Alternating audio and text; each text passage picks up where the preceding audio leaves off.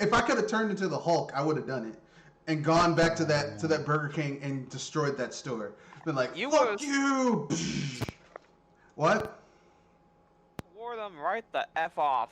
I was mad. But I complained and I got my money back. So.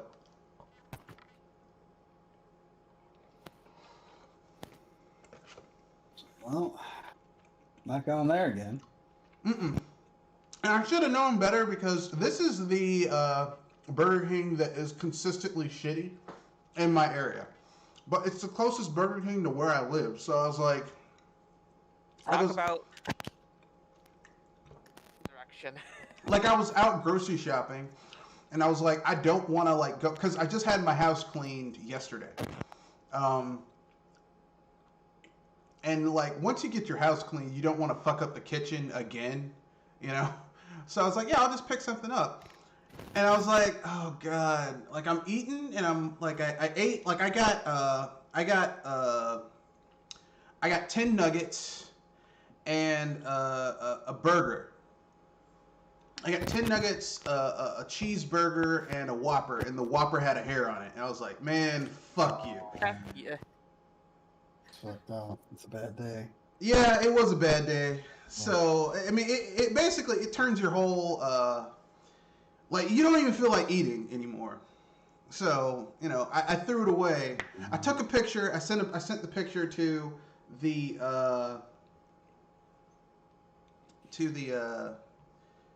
Customer complaints service. No, I sent a picture to the complaints and I called the store and I told them, hey, I ordered this from you guys and I had a hair in my food. And it clearly wasn't my hair because I'm a black man and I have very short hair. Like, unless it's a facial hair, I have no long hair. Well, other hairs on my body, but that's aside from the point. But, like, this is clearly, like, no hair on my body is that long, and it's not a black person's hair. So I was like, yeah, clearly someone's hair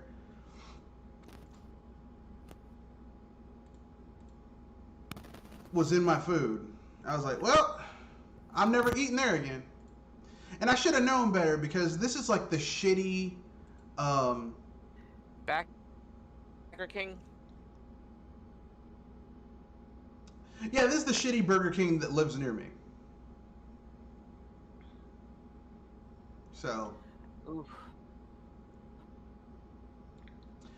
So, but before we go any further, we kind of went off on a tangent, me telling people about my horrible day going out to get some lunch and apparently got my hands on, well, Unsavory food. well, the food that didn't have the hair in it was nice, but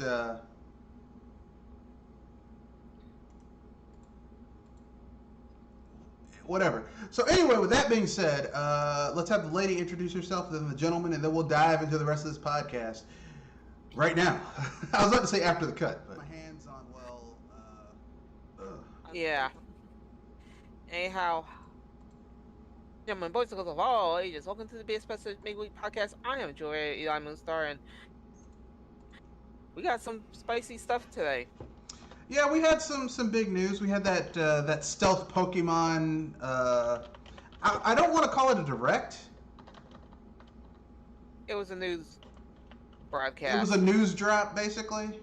Apparently, they're going to have more shit to share the 24th. So, in like a week. So, whatever. Kenoshi? This is Kenoshi Abominito.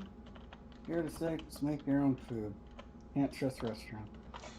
Man, I've been making my own food for 3 months Ages. now. 4 months now. Not to mention, I like to cook anyway, but after a while, I mean, you get tired of cooking your own eating. I mean, eating your own cooking. God damn it. So at this point, I needed something different. You know what I'm saying? Yeah. Apparently, different meant bad luck. Yeah, I rolled the dice and I got snake eyes. This is me, Mr. Red Fox, owner and proprietor of BS Busters. Let's get into it. So, what's on the... I'm sorry for using that line. So what's on the agenda? Well, we've got all types of wonderful things on the agenda today. Oh snap. So here's what we've got. Shit. Nope. Nope. I'm discombobulated because I just woke up like 2 hours ago. Minutes before the podcast. No, 2 hours ago, but I was doing other stuff and my mind was just sorry. I fucked up. So I guess we got to start with Stadia fucking up yet again. I was about to say, the Stadia, and that means the weather's clear today. Yeah, well, where I am, it's been raining almost all day, but still, close enough.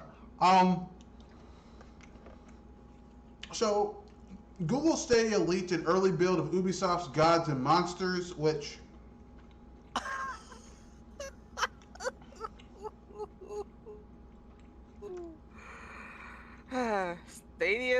Stadia. Yeah, Google... You It's like... keep on effing up, and it's like a Christmas gift to fail every time. Yeah, basically.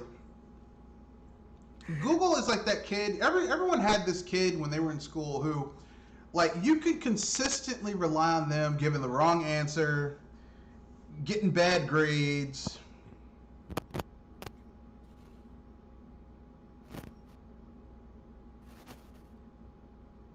Just being a real fuck up, right?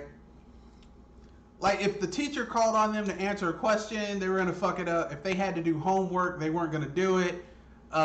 They'd curse in class on accident. You know, just consistently. I was about to say, quote-unquote accidents would be the... No, they had no impulse. Well, in my school, it was this kid named Dan Torres. And, you know, you're never going to meet him.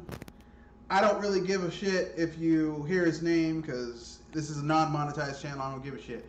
But Dan was a fuck up. Dan came of a family of like 8 kids. No, 5, 6. Like, his family had a lot of kids. And so Dan was a chronic fuck up. Like, I mean, chronic fuck up. Like, and not only was he a fuck up, but he had no willpower. Okay? Like,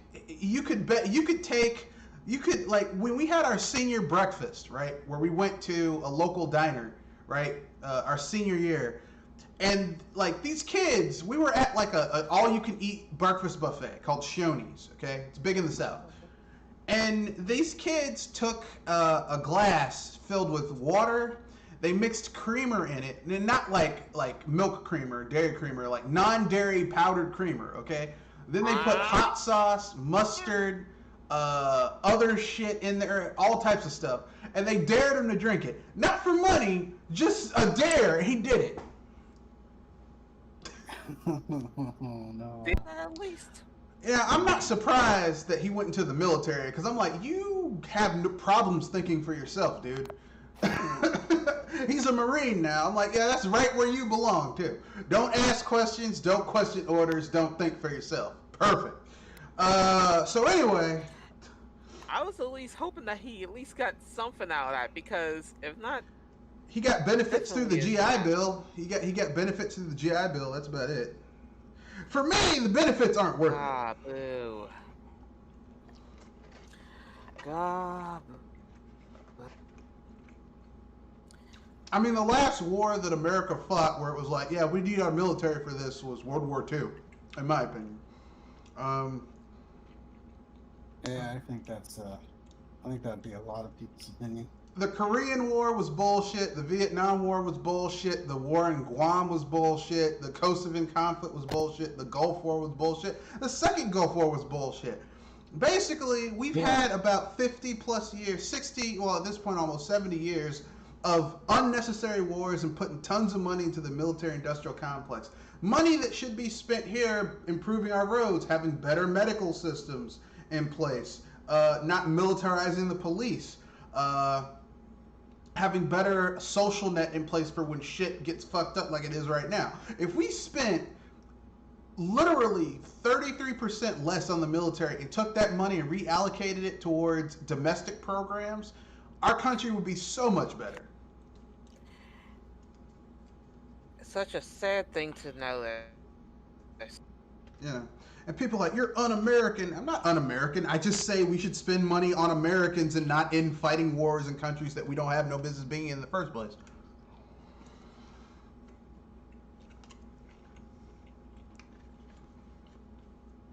But we aren't here to talk about domestic foreign policy. So We anyway, have plenty of that already. so I went off on that tangent because I was talking about people who have no impulse control and who constantly fuck up basic shit. That's Stadia. That's Google with Stadia. You know, it's like, oh, here's some basic shit. Well, let me fuck that up. So why don't you give you guys thoughts on that while I go get something real quick? For me, I just have to say this. It feels like Epic is trying to do failure, and then Stadia's my beer. I'm gonna fail harder. And look and behold, they fail harder than anything I've ever seen. Even I have to say that I may be a hater for Epic, but I give the gold to Stadia. Oh, God.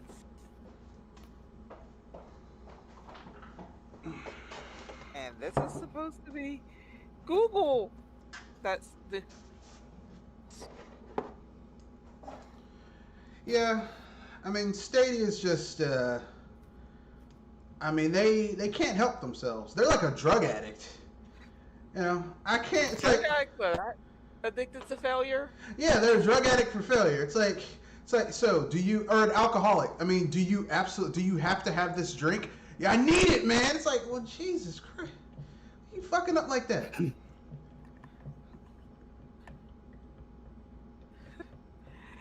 If you're addicted to, I think you need to look to something AA or a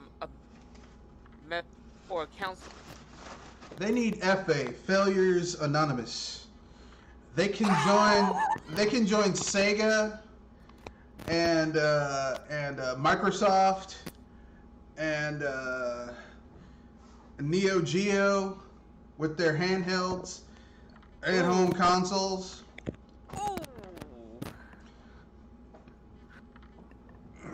It's just constantly fucking up. And Ouya, they can join Ouya as well. Ouya. Ouya. Ouya. The Ouya. How in the Hades can you fail harder than the Ouya? Stadia's showing it. Because, like, here's the thing. The Ouya was a Kickstarter project. And people had a lot of hopes riding on that. And the idea of, like, making an Android console that can run, like, games and shit, and, like, every game has a demo that you can play before you pay, that's all nice and good. The problem is that Ouya was using an Android architecture, which means most of the games that were coming to the Ouya were... like tablet? Smartphone games. Yeah, they were smartphone and tablet games. So... And iPad games. So basically that basically doomed the Ouya. If the Ouya had maybe had a bigger budget and it used an OS that was a little bit, like, had specs that were a little bit beefier, it could have been a nice little curiosity. Like, if you spent, like, let's say $120 and had a device out that, like, basically would let you play games, like, basically that had the power of, say, a PS2 in terms of, like, the types of games you could run. Because, I mean, yeah, technically you can run PS2 games on an Android, but you're not going to want to because you don't have a dedicated controller. You know? But that's just me. So, I guess we can move on to the next little bit of news. I think we've extracted everything we can from Stadia fucking up, I think. I was about to say, yeah. At least for now, they had enough failure punches for today. Until they fuck up again, and then we'll talk about it. So the next one is, I I don't want to talk about that new game from Volta X from Gung Ho. Let's talk about this new Lego Super Mario expansion sets. The Lego one. Yeah. Yeah, I haven't seen these yet. I have to admit, they're kind of cute. Keep them on the table, please. Well, I'm just gonna say this right now. So I know some people are gonna get mad, but I would have preferred to have a Lego Mario video game versus like actual Lego Mario. And here's the thing: these Lego Mario things, you can't even use them with other Lego sets. Not really. Yeah. Well, that's the Makes doubt. me wonder. Makes me wonder how some of these are, how they interact with other, which I'm guessing it's not going to be very effective. Yeah, that's the thing, because Lego Mario is so vastly different in shape from other things. You really can't use them except with like the most basic Lego blocks. Like you can't put Lego Mario into the Lego Batmobile. I mean, you can probably, but it'd probably be weird. I was about to say, he built pretty well. Like, he's about nearly the size of a soda can. Yeah, he's certain pretty ways. big. Yeah, he's pretty big. I mean, it's like Nintendo was like, we have an idea, but we're gonna execute it as poorly as humanly possible. That's what it feels like to me. But I could be wrong, or at least Lego executed. Someone executed this really poorly, in my opinion. But Yeah. that's my opinion, and I'm sticking to But it. if anything, I can at least see a potential, but they need more than just that. Yeah, this needs more time in the drawing block. And plus, when they were like, "Oh, it's a Lego board game," I'm like, Lego board game. If anything, I don't see a real big. You probably need a entire contained box for that kind of thing. and the worst thing is that you need batteries for it. The whole point of Lego is that all you need are the Legos themselves. You don't need anything else. If you need batteries and shit, what's the point? I mean, I've seen Lego set. I mean, I've seen Legos that were complete board games, and you could actually build it together. You could actually build the entire board to a point. That was pretty neat. But seeing a Mario board game like that, well, makes me kind Are of they coming out with more wish to Legos, have the or board is games. this just like a release date?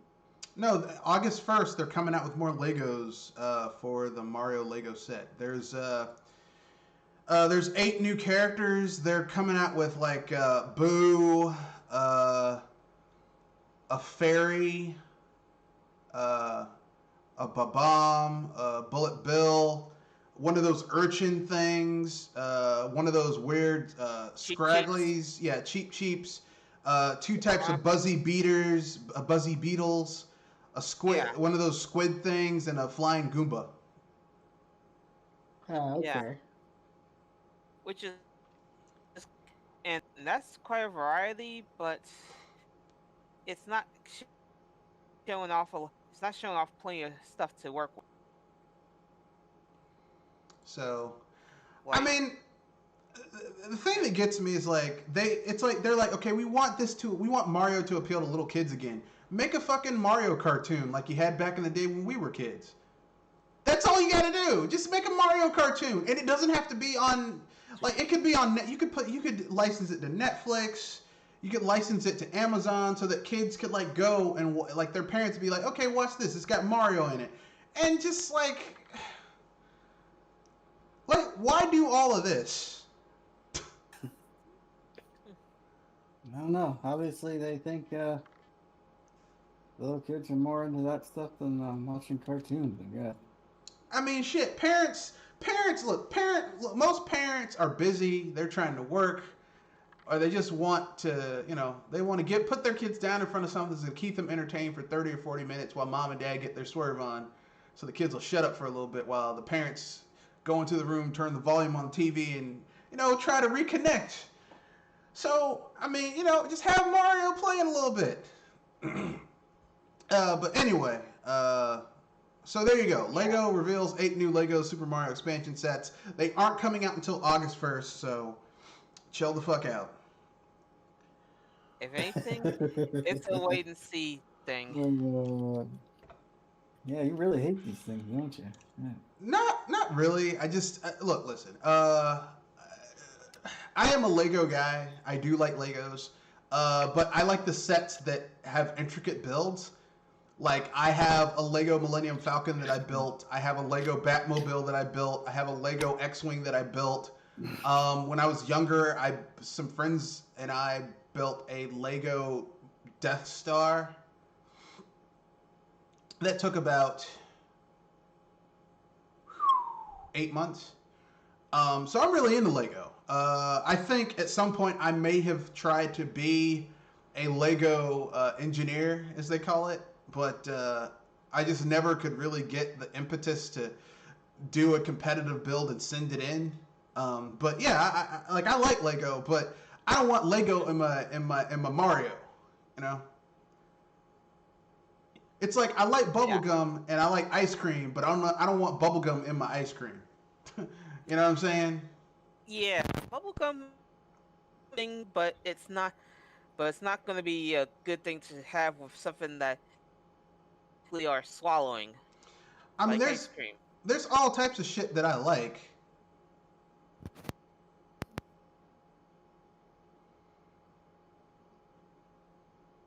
I mean, there's lots of shit that I like. Okay, there's lots of shit that I really enjoy, but I mean, that are good within and of themselves. But I don't want them mixed. Like I like Italian food and I like Chinese food, but I don't want, or I should say, I like Italian American food and I like American Chinese food, but I don't want I don't want a pizza with General Tso's chicken on it. You know what I mean? Yeah. So, although now that I'm thinking about it, if you really knew how to get the dough right and the chicken right, you could probably make that work. But that's neither here nor there. So, the next little bit of news is Kingdom Hearts Melody of Memory has been revealed for the Switch. And it's also for the PS4 and the Xbox One. You don't get the other Kingdom Hearts games on the Switch. Yeah. You get this piece of shit. Basically, here's what Kingdom Hearts, here's what Square Enix is with Kingdom Hearts coming to a Nintendo system. Is like they're like a woman who's like, yeah, you can get some of this, you can get some of this, and you go inside of her house, and you're not doing it with her. She's just got like a can with a glove on it and some lube around the glove entrance. She's like, well, you're just gonna have to work yourself out with that. Enough said. She's like, it's a constant bait and switch.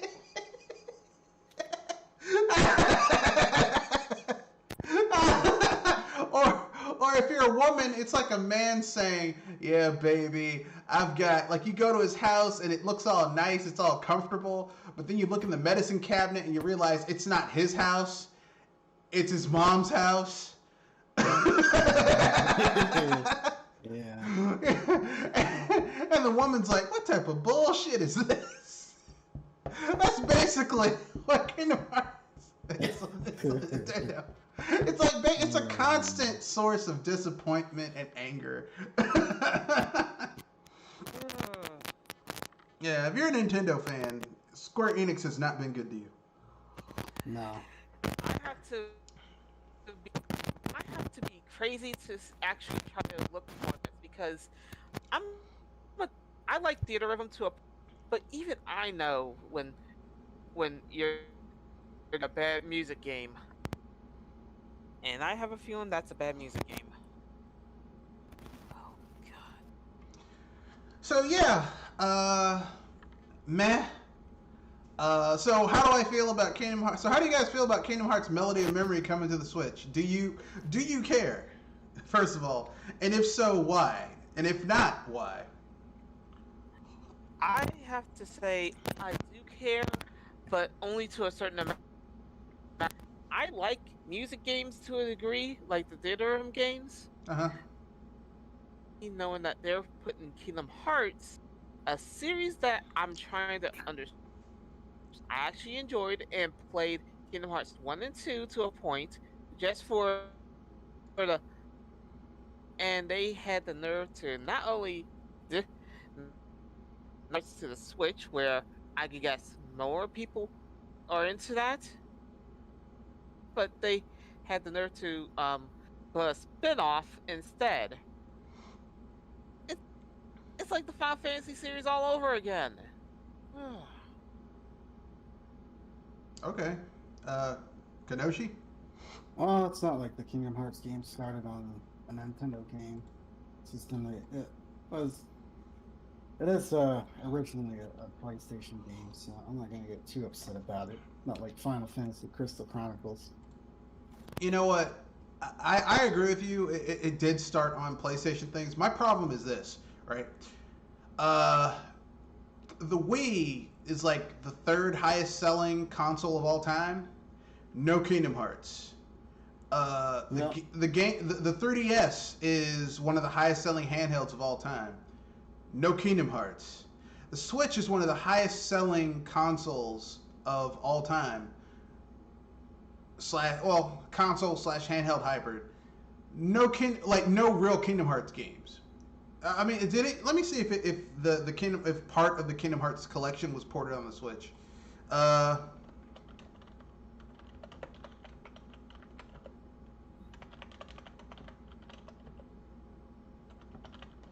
think the Kingdom Hearts selection was on the Switch. Okay, yeah. So the Kingdom Hearts collection was.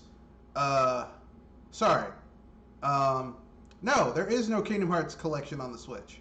So basically, you have three of the most popular and highest selling systems in existence.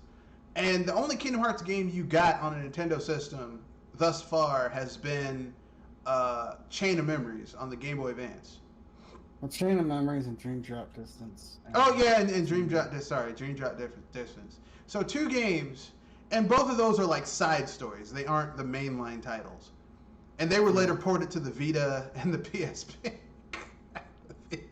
Sorry, I had to hold back my laugh. Actually, I didn't. So you see why I would be a bit like, I don't really give a shit about this franchise. But here's the problem. Here's something I just realized. Kingdom Hearts 3 and the collection. Kingdom Hearts 3 is on the Xbox One as well. The collection is being ported to the Xbox One at a later date. So think about that. Why is that? That's not even an audience that would be, that buy Kingdom Hearts only. It makes absolutely no sense. Let me put it this way: putting Kingdom Hearts on the Xbox One is like you walk up to a woman and she's like, "Let's go into the park and mess around," right? And you go into the park, right? And she's wearing a dress. She's like, "I'm not wearing any underwear." And she leans back. She's spread eagle. She's like, "Come on, let's do it." And you look at her, and you look at a hole in the ground, and you're like, "I'm gonna give it to this hole in the ground instead of you." Yeah, the hole in the ground. Like, that's basically what Square Enix is doing. They would rather stick it in a hole in the ground than a hot chick. I don't get that. Yeah. It makes some people face. Or to be less vulgar, basically, Square Enix can't tell their ass from a hole in the ground. They can't do it. But anyway, so what were you saying, Kenoshi? I'm sorry to cut you off. Oh, I was just saying this doesn't make any sense. Why would you put a game on a system where that audience is practically non-existent? Yeah.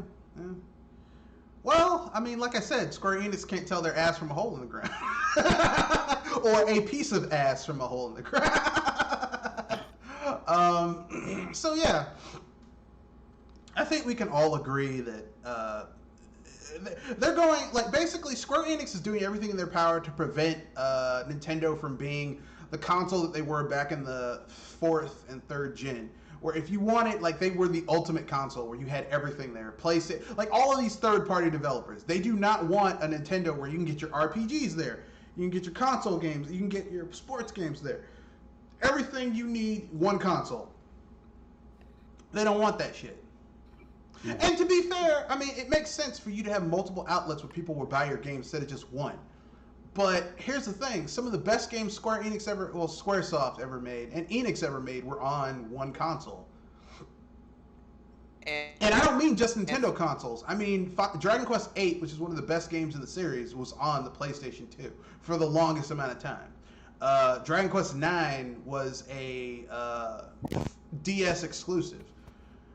I mean, like, there's nothing wrong with having your games only be on one platform.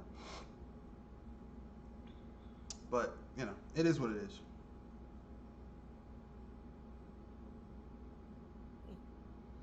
So, so basically, yeah, not only do I not give a shit about Kingdom Hearts Melody and Memory, but I don't give a shit about the Kingdom Hearts franchise.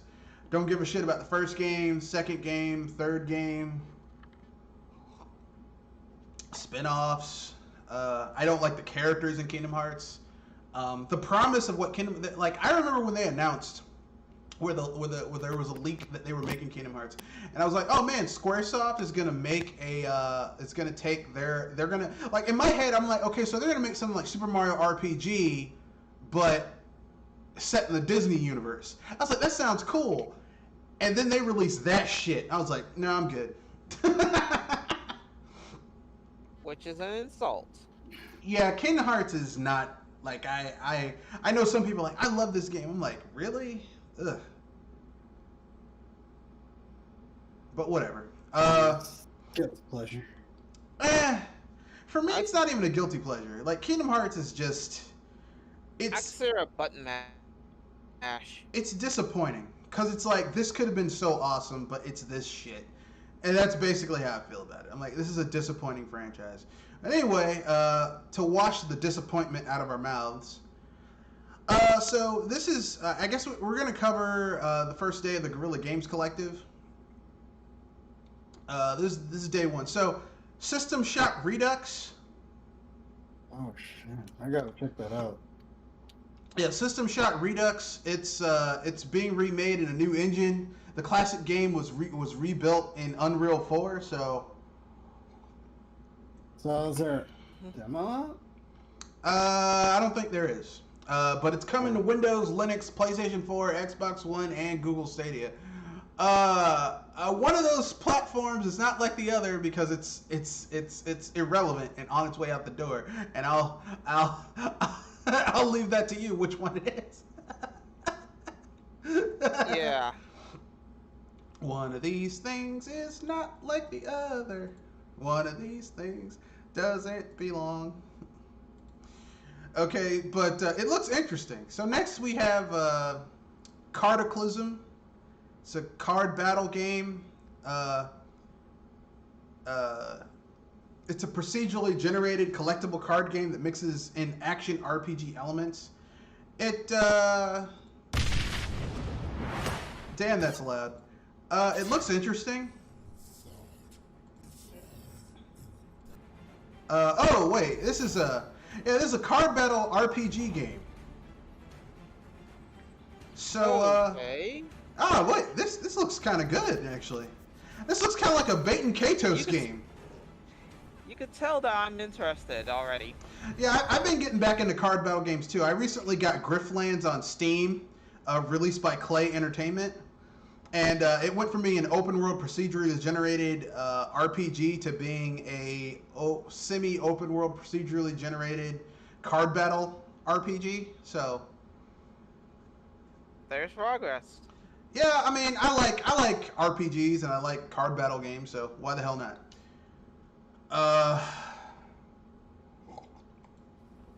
Next we have Uragun. Uragun? Yeah, Uragun. Uragun. Uragun. I'm trying not to laugh Yeah, it's a pun. Yeah, you sound like you're a gun then. Yeah. And I mean, it's I mean, it looks Interesting. interesting. It's a top-down shooter. I mean, if you like walking in a two-legged mech going around shooting shit, it's coming to early access Q3 2020. So basically, like August, September. Mm-hmm. Next we have EXO 1. Here's the blurb for it. Take an interplanetary gravity-defying journey in EXO 1 as you pilot an alien craft through both space and time. EXO 1 features a gravity-based movement system and has players transforming between a sphere and a glider to maintain momentum and explore the vast reaches of the universe. I haven't seen any gameplay for it, but this picture looks kind of cool.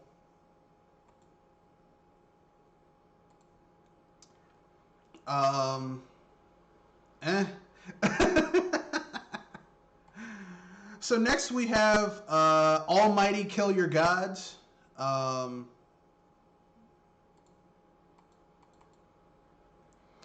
And it's a This sucks. oh shit. I gotta go back to work. Ugh. These damn adverts.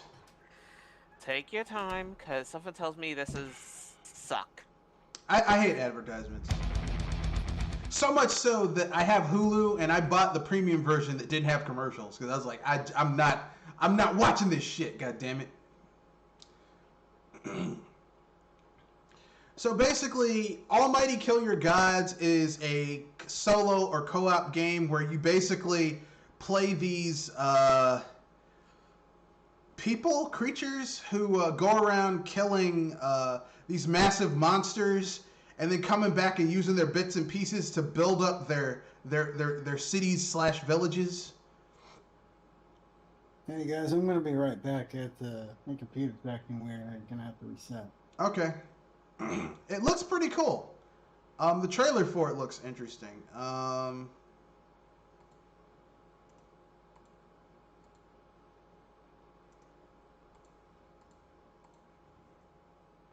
put the link.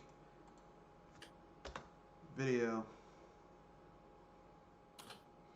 But yeah, it looks interesting. It looks a little rough. I'm pretty sure it'll look better once it's released. But from what I've seen of it, I mean, it looks like it's gonna hit a lot of those niches. It's got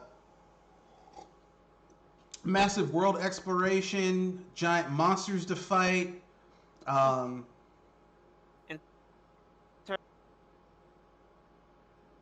decent combat, city building. So this basically kind of looks like it's a combination between like a RTS kinda, and it's also maybe a little bit of ActRaiser, the first ActRaiser, not the second ActRaiser. The second ActRaiser sucked.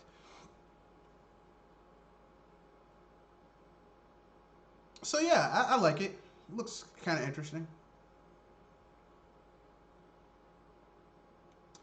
So yeah, it has interesting art style. If this music is indicative of the actual game, I think it'll be cool. Next we have Roki. It's Weird game. no, it's apparently it's a dark fairy tale that features deep narrative puzzles and exploration, and it is inspired by Scandinavian folklore and is a debut title from two ex-Guerrilla Games art directors. So, I mean, you know.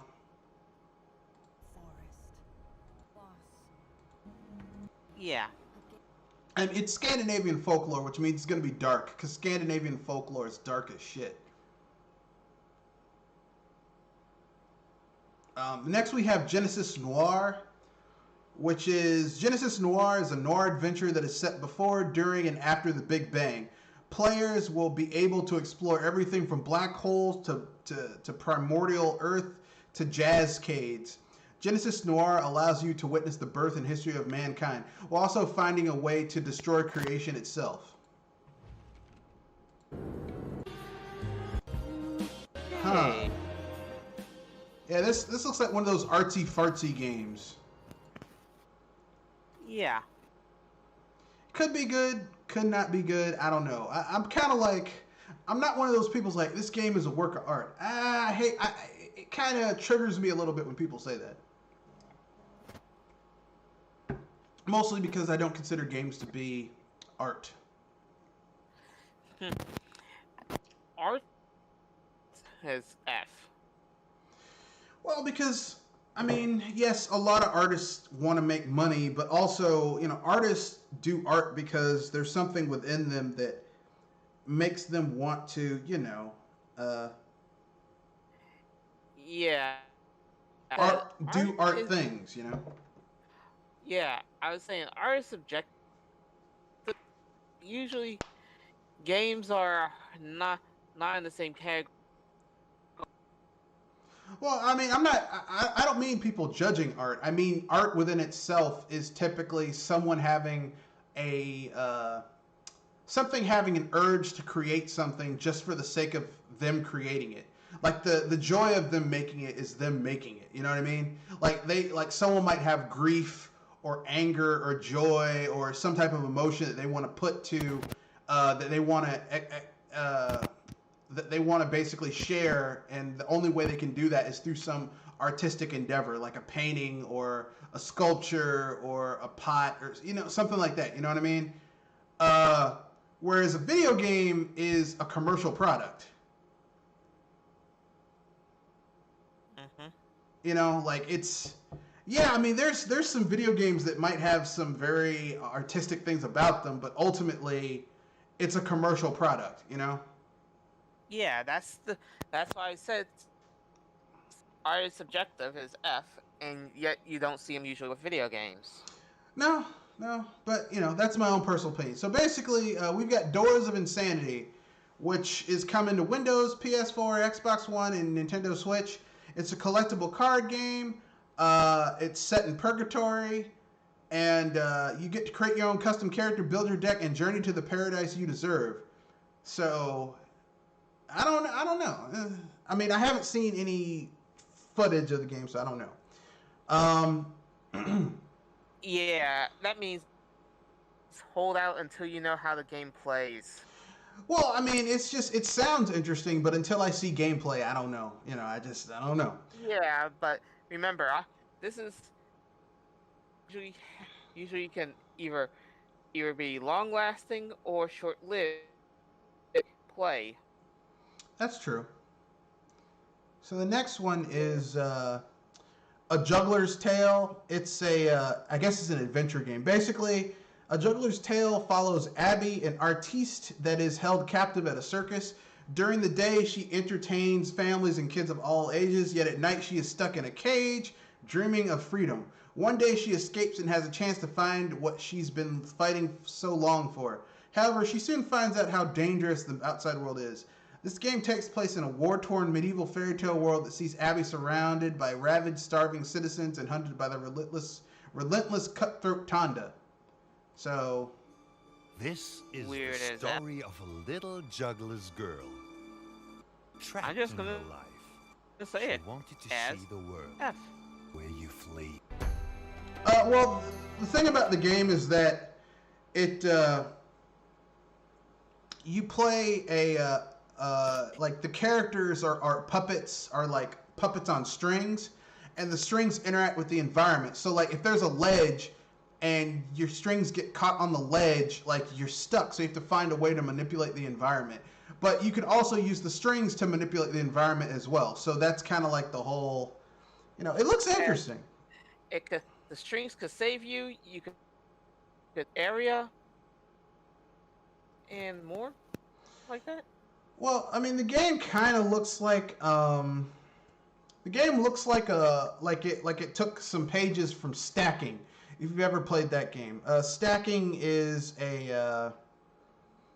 Stacking is a game that was released by Double Fine, where your characters are these nesting dolls, and you basically can take over other nesting dolls as your character. So like you can stack inside of different characters in order to take them over and use their special abilities. But the thing is that you can only you start out as a little tiny stacking doll, and then you can get inside of progressively bigger ones, but you can't jump from one size to another. So there's like an element of like, okay, I got to be inside of this guy, inside of this guy, and that side of this guy. It's actually a pretty good little game.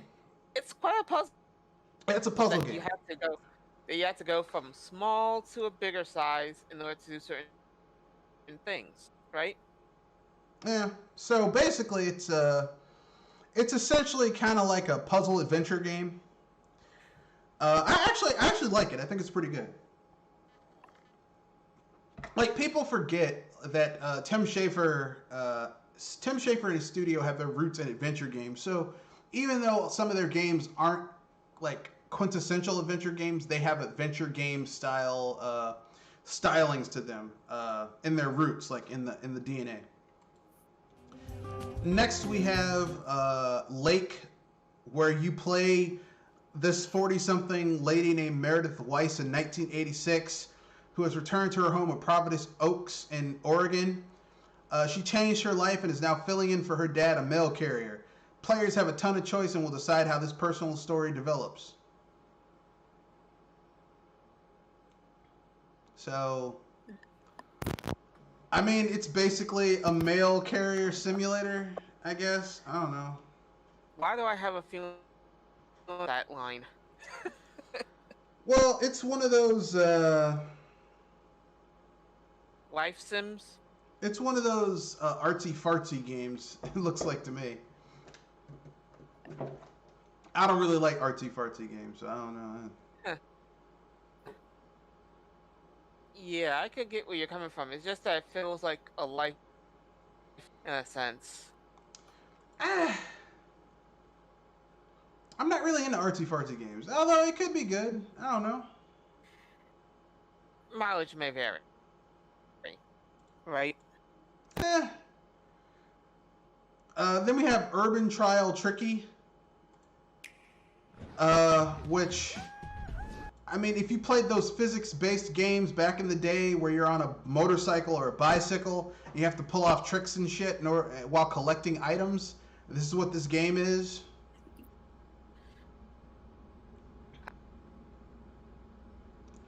Honestly, this looks like a mobile game. It's that famous few letter, what was it? QWOP? No, it's not like that. You know, it's like those games where you're like on a bike or a skateboard or some type of vehicle. You have to pull off tricks on the track like that. It's not like QWOP. It looks interesting. Ah. Not really, you know. It's not for me, but, you know, everyone has their own personal things. Next game is Boyfriend Dungeon, where you get to play a female or male character dating their weapon. Their weapon. I'm trying to not laugh and facepalm at the same time. I heard of that game, and I thought it was just... You thought it was a joke?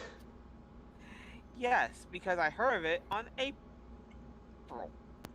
No, it's real. It's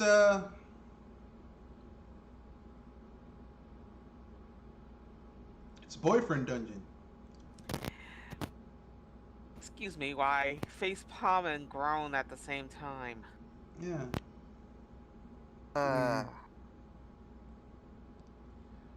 I mean, like, here's the thing. I'm kind of a sucker for games where I'm kind of a sucker for games that have interesting Concepts? although they have interesting gameplay concepts, but underneath is like a solid game underneath there.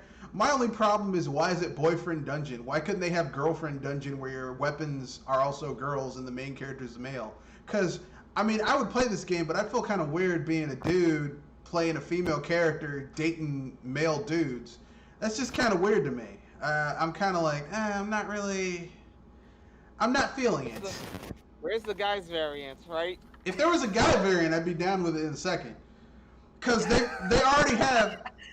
already have like an anime where this guy is like this legendary swordsman, and he keeps on picking up these magic swords that turn into women, but he can't touch them because they'll cut him if he touches them. So that type of thing. I'm trying not to laugh because that is so wrong. Oh God. Now you got me thinking of some WTF moments. So yeah, but that's my own personal opinion. I could be wrong. Oh. It's coming to Windows and the Nintendo Switch, so clearly they must really believe in this game for Switch game players. You know, women are so thirsty, they'll go with a sword.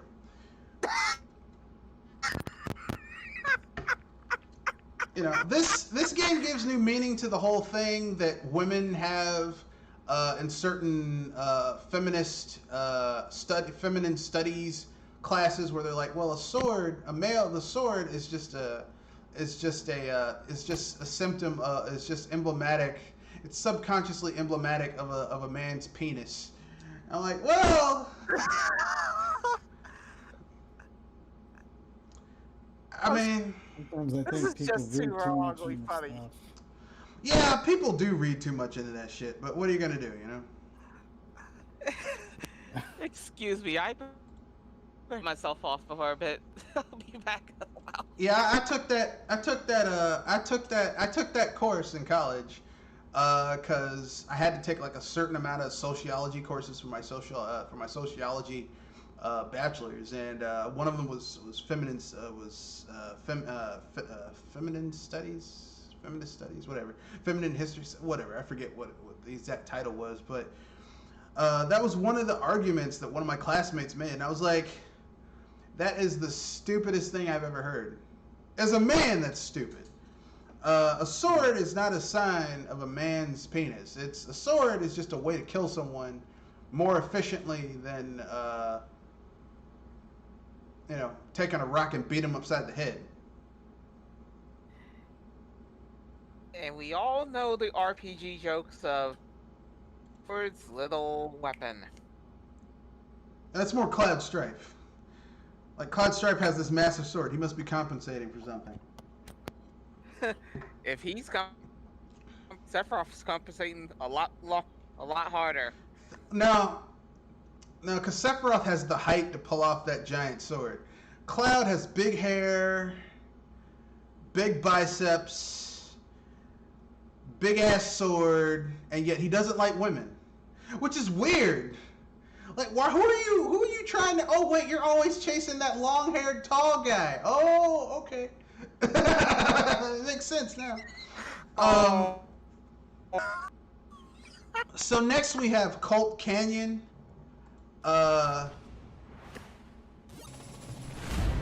It's it's kind of like I want to say kind of like an action RPG. It's a pixel art action RPG with roguelike elements and real-time combat. Slay the Spire. One of those games. I mean, Hold on, Slay this. yeah, it's been out, but but it's coming to iOS, so, and smartphones. So there you go, folks. So, Slay the Spire's coming now. It's coming to iOS. It's already out on Nintendo Switch, PS4, Xbox One, Windows, Mac, Linux, but now it's coming to iOS, so. You got catch up to do, ladies and gentlemen, if you're trying to play on the iOS. Next we have Rigid Force Redux. It's a classic shoot-'em-up in a modern 3D world. Face off against hordes of infected aliens and machines that are programmed to wage an intergalactic war against mankind. So, Sounds like an alien invasion, and you're trying to be the one.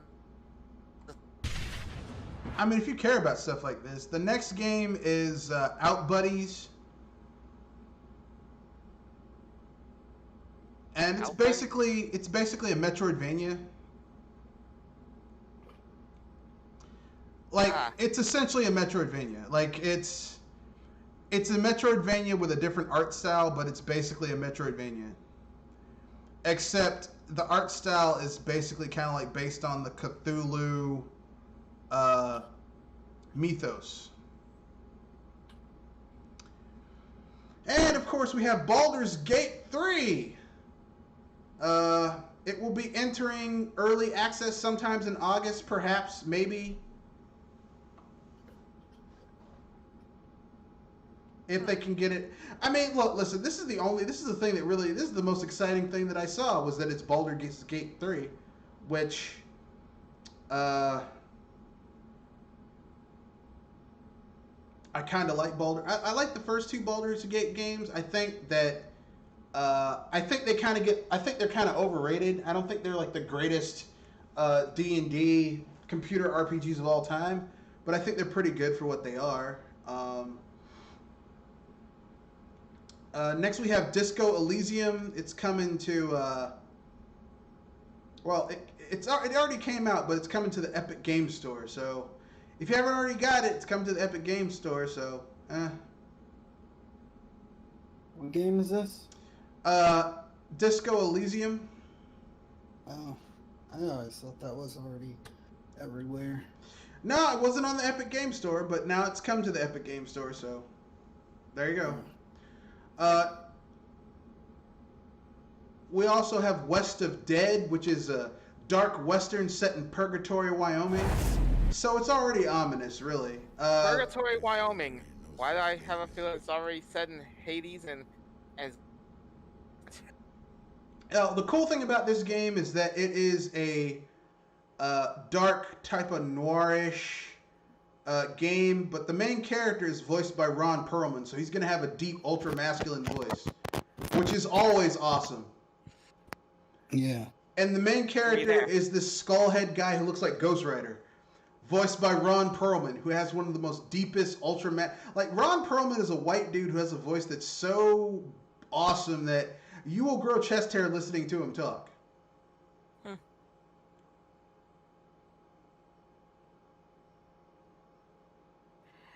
That's interesting to know. Yeah. Even the women will grow chest hair after listening to him talk. Why do I have a mustache now? And why am I talking like this? What the hell's happening to me? You listen to Ron Perlman and Keith David, didn't you? So yeah, it looks pretty good. I like it.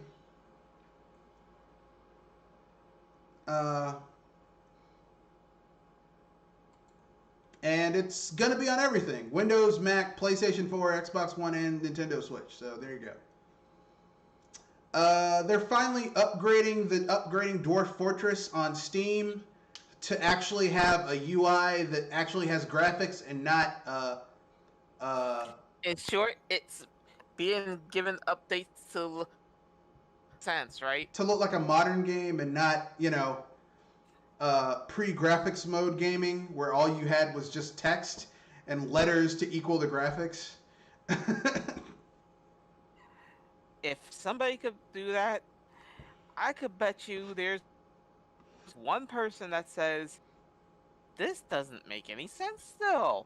Oh yeah, one of the first RPGs, like actual computer RPGs, was basically like it was kind of like a riff off of D&D, and every character class, like all the like you didn't have graphics, like everything was colored.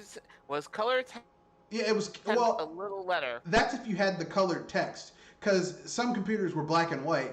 So if it was in black and white, all you had were the letters. So like if you were a bard, you'd be a capital B. If you were a paladin, you'd be a capital P. If you were a warrior, it'd be like a capital W. And then like if you were like outside of town, like everything would be like a letter. So like a bush would be a lowercase b, a tree would be a capital T. Like that's basically Like you'd walk around, like your character would be, your party would be just well, you didn't have a party, you just had the single character, so you'd be walking around and it'd just be a W moving around a field with little B's and capital T's. RPGs have come a long way on PC. Indeed. That'll mean that Dwarf Fortress will probably be understandable by somebody. Well, I mean, if you can remember games like that from back in the day, it's not that bad. But I mean, if you can't, then Actually, I remember seeing that game and saying, "What the Hades?" yeah. If you aren't used to playing that game, you're not going to understand it. Then we have Valheim. It's a Nordic-inspired 3D action-adventure game. Fight trolls and rival clans to make your way through the land. So, it's kind of got some Legend of Zelda, Breath of the Wild type shit, where you can cut down trees and use it to build houses and settlements and shit. Looks interesting. I'm not really interested in it because I don't really like Nordic culture. But the game catches your interest.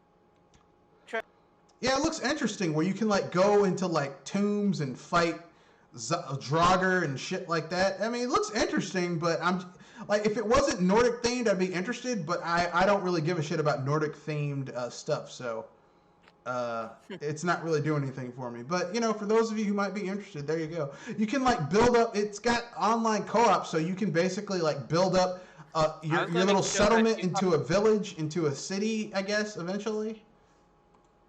You're not into Skyrim then. I mean, I kind of like Skyrim, but the only here's the thing: I've never played Skyrim as a Nord. Like every time I play an Elder Scrolls game, I play as a Redguard because they're the only black people in Elder Scrolls.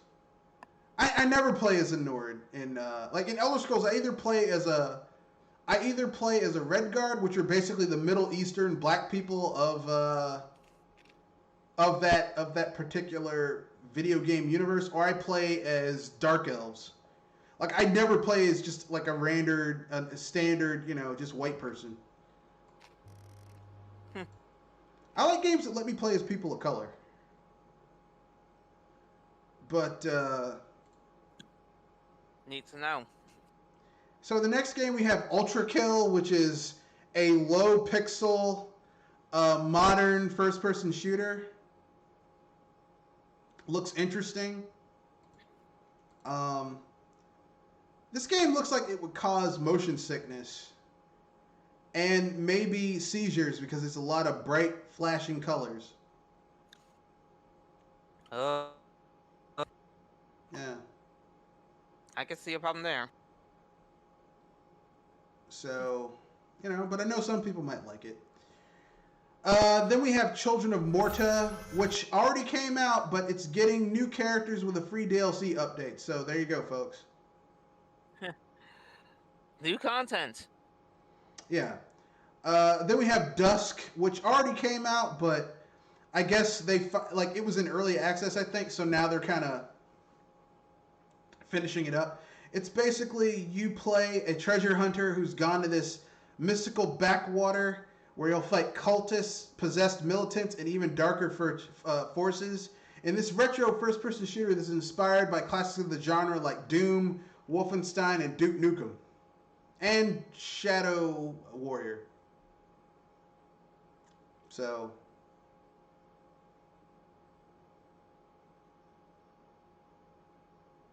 there you go.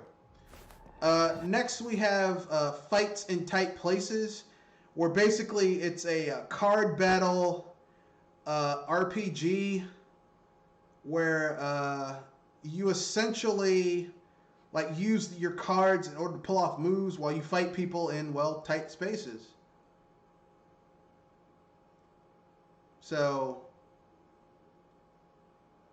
fight people in jail cells, train cars, all that types of shit. So, looks interesting. My only downside is that I don't think there's really a story in this game. It's just you beating the shit out of people. So, If you ever want to be James Bond or Jason Bourne, here you go.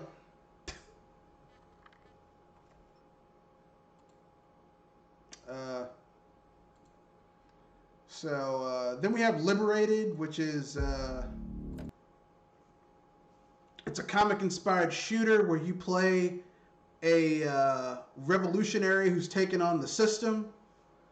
It's got comic book-like graphics. So if you like shit like that, here you go.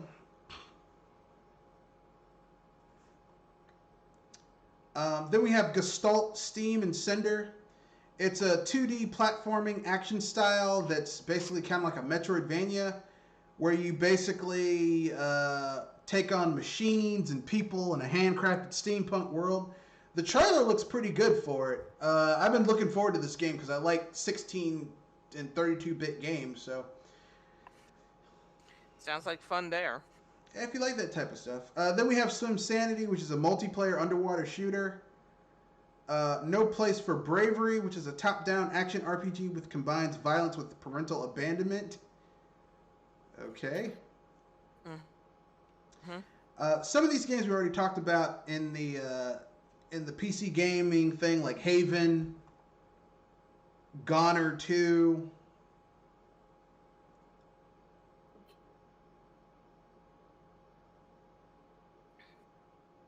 So there you go. That's everything. Which is quite a lot to look into.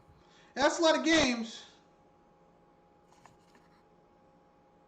The only thing is, pick your poison. Well, at least to me. Though, if anything, there's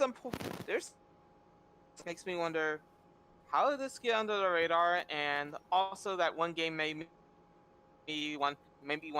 How is that real when it feels like a joke? Pardon? I was saying, all those games are pretty interesting, but one of them makes me wonder, how is it? And you could guess which one that was. You keep on breaking up while you talk, so I can't.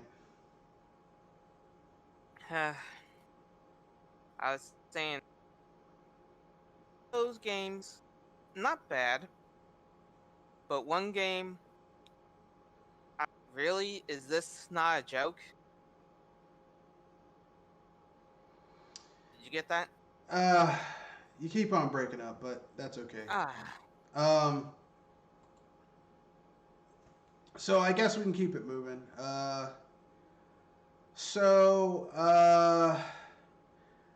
Next little bit of news. Duke Nukem 3D 20th Anniversary World Tour comes to Switch next week.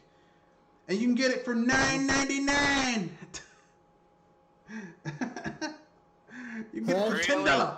That's almost free. What? No, I said that's almost free compared to. Well, I mean, it compared is. to older games. I mean, it is Duke Nukem 3D, which is one of the, like, people just don't know how great that game was when it first came out. Because what they were able to do with the build engine, which is borderline, even back then, was borderline obsolete. Like, and shit, there was shit you weren't supposed to be able to do that they did in that game with that engine. I'm not saying it was perfect, but the technical shit they were able to do back in the day. It was quite a sight to see, right? Yeah. And, I mean, it's just Duke Nukem, like, how great Duke Nukem was back in the day. I might pick it up just for a Switch because it is $10 next week. I might do, sorry, it's July 23rd, sorry. If they released it July 4th, I could hear the Patriot joke. No, I think they mislabeled it. I think it's June 23rd. Yeah, it's June 23rd, not July. Sorry, they lied. Those bastards. They lied. Well, it's coming out sooner than you called it. So yeah, next week, July 23rd. So that's Tuesday. You too can get Duke Nukem 3D 20th Anniversary World Tour. You know, I might get it, but I'm probably not going to get it for the Switch. I'll probably get it on PC. Because I'll probably want to use mouse and keyboard for that versus controllers. And finally, the big news is Pokemon Snap. Yeah, A new Pokemon I don't Snap, know. That which is the only game that they mentioned that was worth something. well, the thing is, I remember this game coming out for the N64, and I remember it, at least for me at the time, it being so a kind of like a tech demo for the N64. That was Other Pilot than Wings that- in 64. Again, this is before I knew about Pilot Wing 64. But I just remember it, being one of the better looking games I've saw on the N64. And but I just didn't really have a lot of fun with it. I So mean, the- it's a very niche title. It's not a terrible game. It's not a perfect game, but seriously.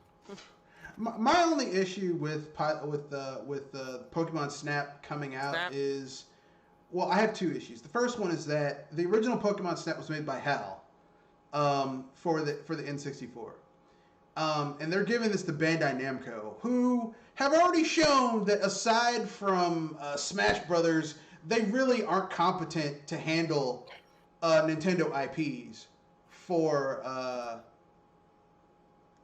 on Nintendo system, because they fucked up Metroid Prime so badly that they had to basically scrap all the work they were doing and give it to Retro. We won't even talk about how they fucked up that Star Fox game on the GameCube. And now they're giving them Pokemon Snap. I mean, and they're swinging for the fences and then out. like, unless HAL is working on something and they're busy, I don't know why they couldn't give it to HAL.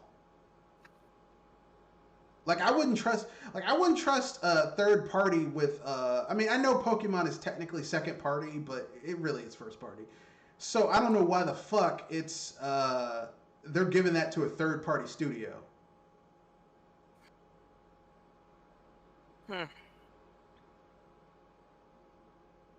Considering what Game Freak's done recently, I'm actually tempted to actually look at that. So I'm kind of like, I don't know. I don't really care. I'm that much. I'm I waiting. mean, it looks okay. For me, I'm but- just waiting to see how it turns out. all right. Even Kenoshi's... though I know it's a third party,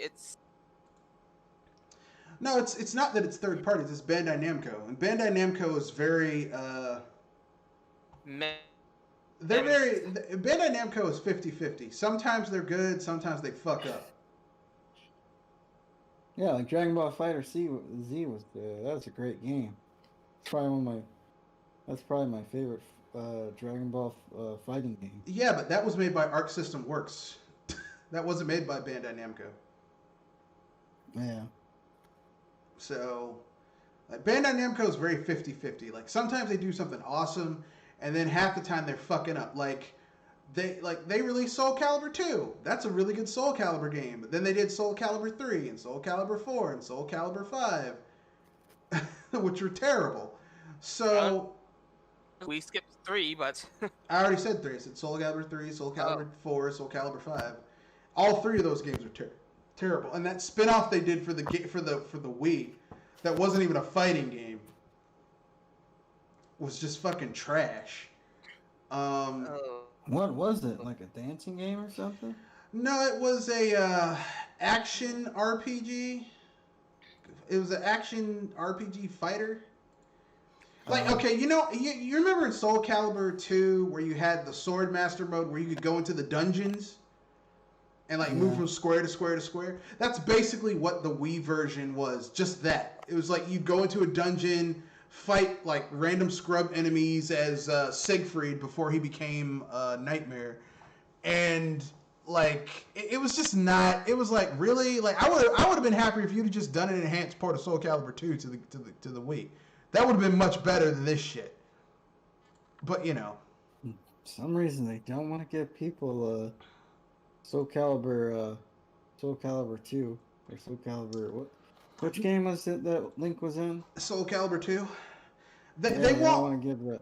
they won't bring over Soul Calibur 2 for the GameCube. They keep on re-releasing it, and they'll add all these extra characters because I guess Nintendo's like, well, if you're not going to bring it to our system, then then fuck it. Yeah. And yet they'll have these same people work on Smash Brothers, which is like I'm a little.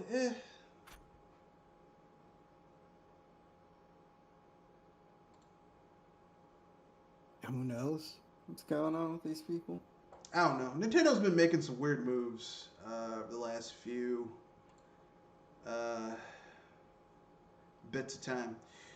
So that's every. Oh wait, we do have unpopular opinions. I completely forgot to. So this is our last section. We'll end it off with a couple of unpopular opinions. I'll go first to get the ball rolling. I'll do one video game unpopular opinion and one non-video game unpopular opinion. So number one, my first video game, my first unpopular opinion. This is about video games. By and large, when I was younger, I was not the biggest. I've never been the biggest Pokemon fan. Even though I played all the games, I was never like, oh my god, this is the best shit ever. I personally, and this is my unpopular opinion, I think the Pokemon games that were like trying to be like Pokemon but doing their own twist on it were more interesting than a lot of the base Pokemon games. Because they took risks like Telerobo or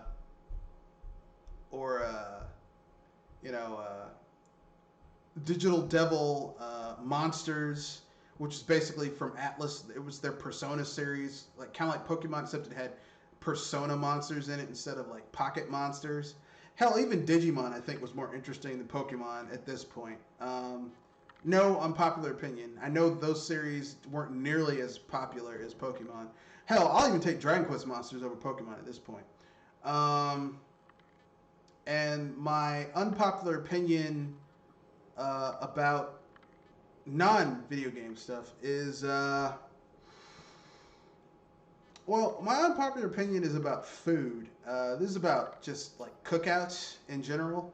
I get tired, and because I went to a cookout last week, like Sunday, and like I went to two cookouts actually, and I went to one earlier in the day and one in the evening. And the one early in the day was at someone who was just absolutely cheap, and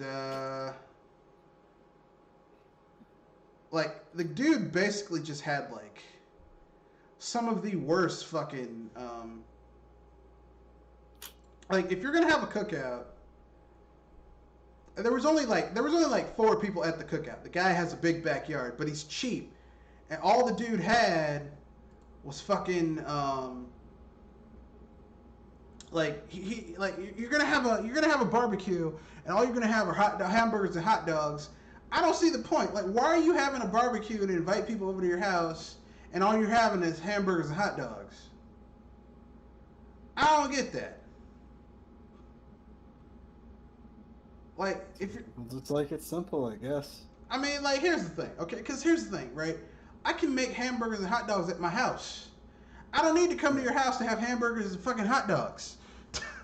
A lot of people go to those things for the social part. Even the social aspect. The dude was so cheap. Like, okay, what do you expect at a grill? Okay, at a grill out. Okay, obviously they're gonna have hamburgers and hot dogs because those are the filler foods, right? But okay, you're thinking potato chips, potato salad, pork and beans, coleslaw, some type of chicken. If people are serious, like I'd rather have some chicken thighs or some wings put on the grill, but this dude couldn't even do that. It's just a chronic fuck up. And here's the thing: not only did he have hamburgers and hot dogs, he had cheap hamburgers and hot dogs. Oh, see, that's where you're fucked. What? That's where you fucked up right there. Yeah. I was about to say, It's one thing. Yeah, it's one thing to have hamburgers and hot dogs. It's another thing to go really cheap. It's like Hamburgers and hot dogs aren't You're all that going with the dollar expensive to store begin with. hot hamburgers and dogs. No, if you're going to the dollar store and getting food, if you're getting food, like food from the dollar store, it's just, you need to reevaluate your life. But I mean, listen. And I know I'm saying that kind of jokingly, but seriously, if you're getting food, like real food, like eggs, milk, meats, and here's the thing.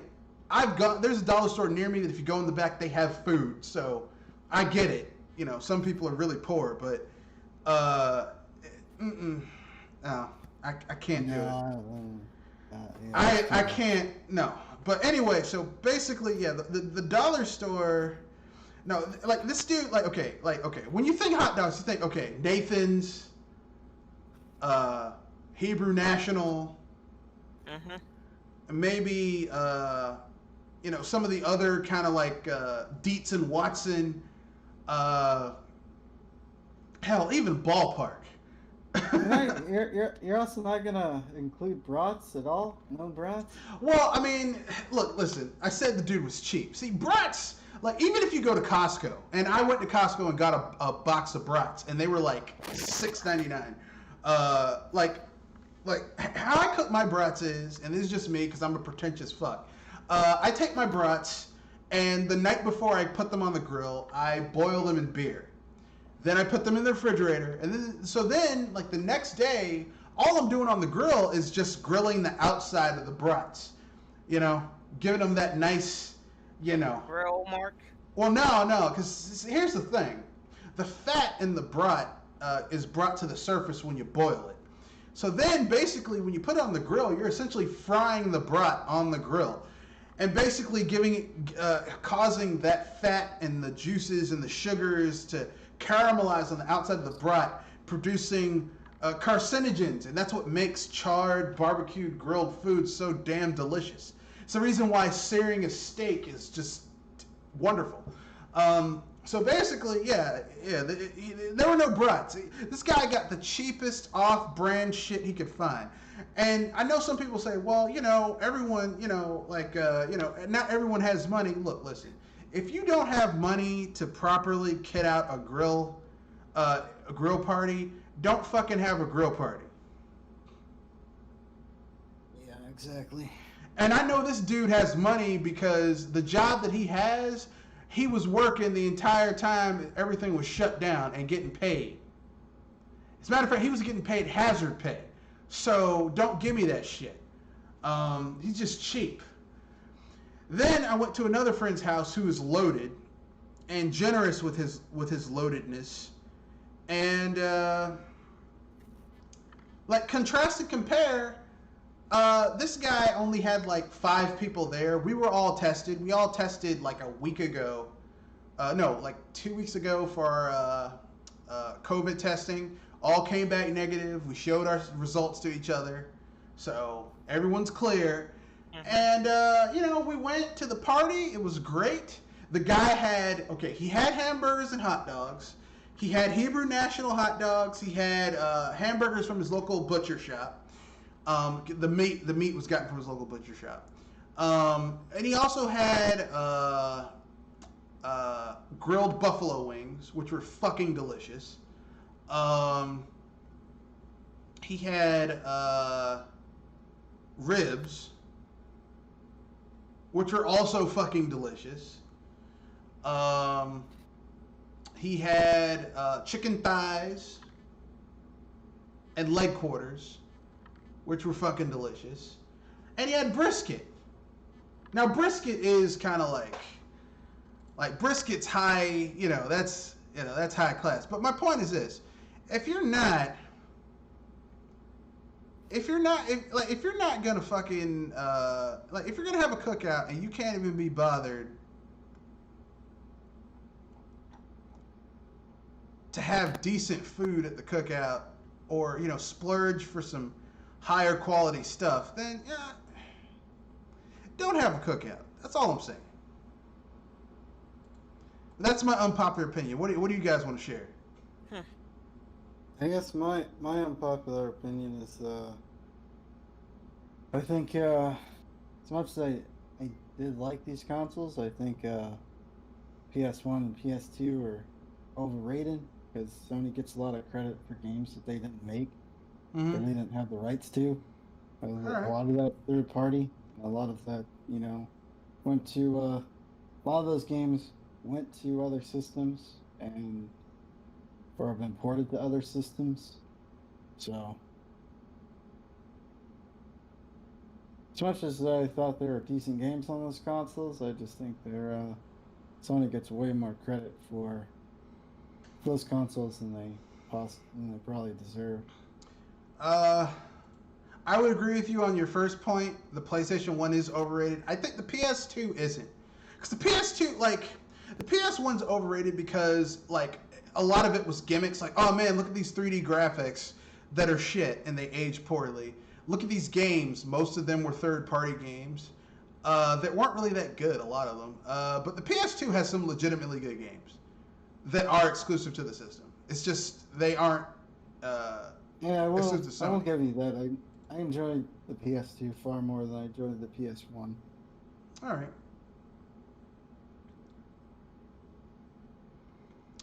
Do you have an unpopular opinion that's non-gaming?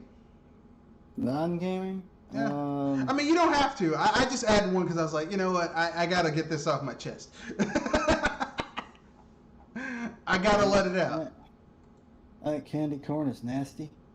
Oh, that's not an Candy. unpopular opinion. Candy corn is the candy equivalent of fruitcake. Like they keep on like there's been no new candy corn made since 1985. They just be keep honest on with you, there's passing only around the same candy corn. Candy corn. What? It's sugar. There's What? only one flavor of candy corn. It's sugar. Well, yeah, it doesn't even taste like corn, first of all. And second of all, it's like literally it's the worst candy you can get for Halloween. It's like I would rather have an apple or one of those Tangelo, like those little tiny oranges like for kids than candy corn. Here's another. I think wine is gross. I think it tastes like grape flavored Everclear. Wine? Yeah. You must be drinking shitty wine. Oof. No, I just think most alcohol is gross. Really? But Oh, wine, man. you know, Ah, well, each his own. Jewel, your turn. Oh boy, I'm gonna be hearing no end to this, but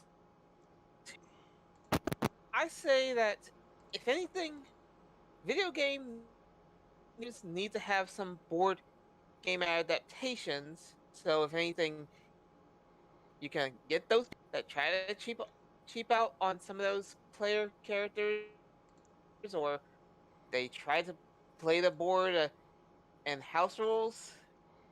They're trying to cheat. You cut out. I couldn't hear what you said. Sorry. I was saying that board games need to be more video gamed.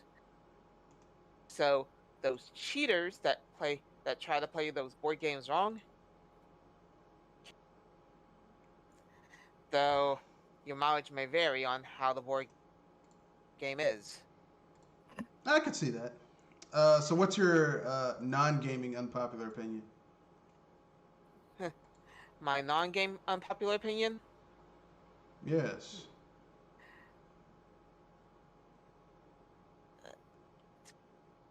feeling that this is a weird one, but I feel like the the weird.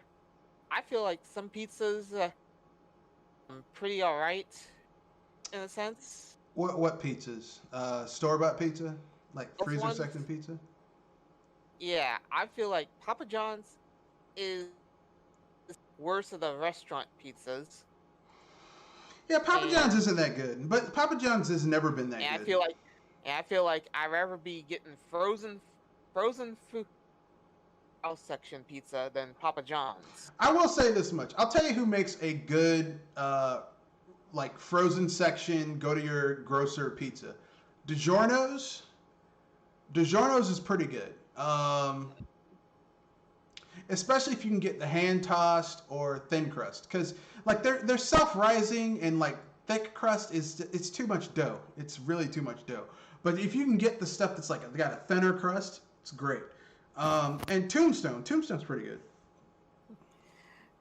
That's that's good thing.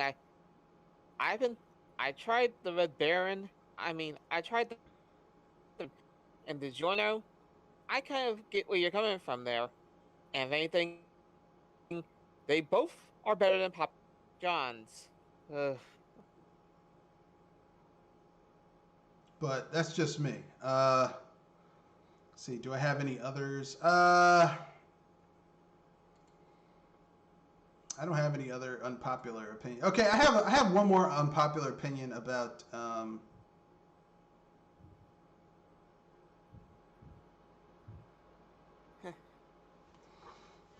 about video games. Actually, I got one more too. Okay, go ahead. You hit. No, go ahead. Okay. Go ahead. Okay, and this is probably to me. Okay. I actually wish for more Dokapon Kingdom games in a sense, since I consider that to be one of the weirder board game art that can actually be played by other people, and you can actually backstab them. Yeah, I mean, I like the Dokapon games. I like the more non-multiplayer ones because I don't like playing RPGs with other people. Like everyone's like, it's a multiplayer RPG. I don't want to play this with someone else. You know, I mean I feel the same way about what's it called? I was about to say, if you have a multi that you can play with other people if you want, is pretty fun. It'll also annoy you to no end if you're not careful. No, that kind of leads to my unpopular opinion. I don't think every game needs multiplayer. Like that whole thing where everyone's like, I was saying multiplayer should be up. No, I understand that. I'm just simply saying that me personally, like people are always like, hey man, don't you want to play like GTA Online? I don't want to fucking play. Like for me, GTA is a game. Playing a GTA game is like going. Is a solo game. Well, it's like going to the bathroom and peeing, right? Like when I go to the bathroom and pee, I don't wanna have a social experience while I'm peeing. Like when I play GTA, I don't want to play it with my friends. I don't want anyone asking me any questions. I don't want anyone, hey, you could do. Shut the fuck up. I don't want to talk to you. I don't want you. Like, I don't want to go to the bathroom and have someone talking to me while I'm trying to, take care of business. I don't like that.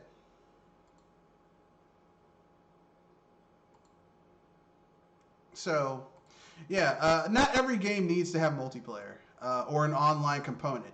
The fact that Rockstar basically released GTA Online and pumped so many resources into GTA Online that GTA 5 just went to shit is not cool to me. I'm just saying that for the Dokapon Kingdom series, I want the option to either play solo or with other people. Fair enough. Which at least means that if you want the computer to go ahead, if you want to backstab your own friends. Well, I mean, that's one of the things I do like about the single-player games is that you can fight anyone, even the shopkeeps, even like everybody. Of course, if you try and fight a shopkeep, they are way OP than you. Even if you max out your character, the shopkeep might give you a run for your money. So it can still turn out poorly for you. The shopkeeps and Dokapon Kingdom are usually doing on you. They're godlike with their stats. Because one day I was like, yeah, I'm gonna play I was playing Dokapon on the Game Boy Advance. I was like, yeah, I'm gonna fight the shopkeep. And I thought it was badass because I had about 10, 15 successful runs in dungeons and had like some good weapons and stats. That shopkeep wiped my ass You out. weren't ready for those shopkeepers. Yeah, it was. I fucked up. So that's the end of this podcast. Anything you guys want to pin back before we wrap things up?